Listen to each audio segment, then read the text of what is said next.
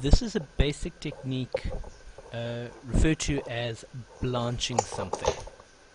That refers to taking a food, sticking it into water that's boiling, usually salted or flavored water that's boiling, allowing that water to come back to the boil, taking the food out, and either letting it cool naturally or refreshing it. In this case, we're going to refresh it, and that means to dunk it in ice water. So, a good rolling boil.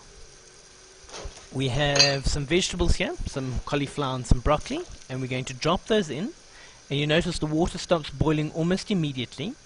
Now, the blanching period may vary depending on what you're going to do. Now, these I'm going to deep fry later, so I don't want them to cook for too short a period, otherwise they'll still be a little bit crunchy when it comes to the eating.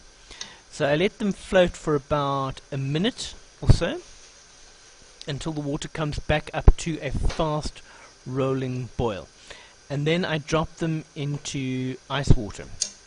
Now, this whole blanching process serves a whole number of functions, the first of which is to partially cook the food for finishing later. Secondly, especially with green vegetables, it tends to color stay them. It means that the green doesn't actually turn to sort of like a muddy green color. It stays bright and fresh. It also helps to seal the vegetables. You dump anything into cold water, the natural pores are going to close. This works for meat as well. So you can see I've left this to soak for about, to float for about a minute. It's about coming back to the boil. I'm taking it out and sticking it into ice water.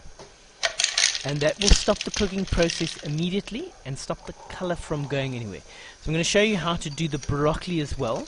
Now, because broccoli is a substantially softer vegetable than its cauliflower counterpart, it needs a lot less time in the boiling water. What a lot of kitchens do is they tend to keep the same pot on, and you just blanch vegetable after vegetable after vegetable in the same pot, and that works quite well. They don't absorb any of the flavors, just as long as you avoid really strong flavored things and really strong colored things like garlic or beetroot, in which case you end up with the color from the beetroot leaching into the water, and it then gets absorbed by the other vegetables. So unless you really like pink cauliflower or pink potatoes, you can do that too. Now, if you were blanching a potato and you wanted it to be almost soft, it would take a lot longer, also depending on the size of the potato slices you were using. Okay, just realized that I hadn't taken the cauliflower out of the water. So we're going to take the cauliflower out, and then we're going to put the broccoli in. So we have to do this really quickly, and you can strain off any bits of ice that you find. This is a really useful skill to have, because it means that you can blanch things, and then when your guests arrive, you just finish them off quickly in the oven. It's especially useful if you're roasting or cooking vegetables that are different sizes. So that you can have a carrot that's partially cooked and a piece of broccoli that's partially cooked. You can stick them in to finish at the same time, and they will be cooked and tender at exactly the same time. I hope you've enjoyed this. Thank you.